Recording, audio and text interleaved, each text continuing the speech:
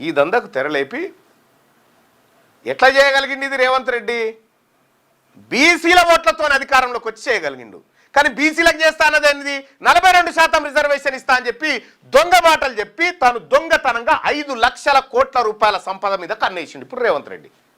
ఇగో ఇది ఈ దొంగల ముఠా చేసేటువంటి పని. వీళ్ళకి నిజాయితీ నీతి ఎక్కడదా? వీళ్ళు దోపిడీదారులే, బందిపోడు దొంగలు వీళ్ళంతా.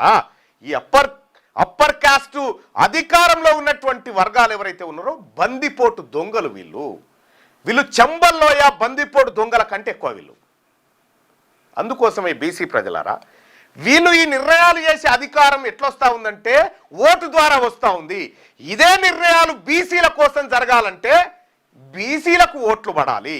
తెలంగాణ రాష్ట్రంలో ఉన్నటువంటి బీసీలారా, ఇలా మీరు నామినేషన్లు వేయండి. బీసీ బిడ్డలకు తెలంగాణ రాజ్యాధికార పార్టీ అండగా ఉంటుంది.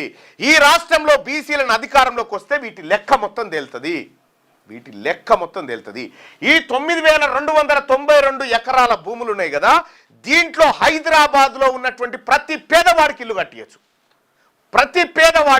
కట్టియచ్చు. ఈ పని తెలంగాణ రాజ్యాధికార పార్టీ చేస్తుంది.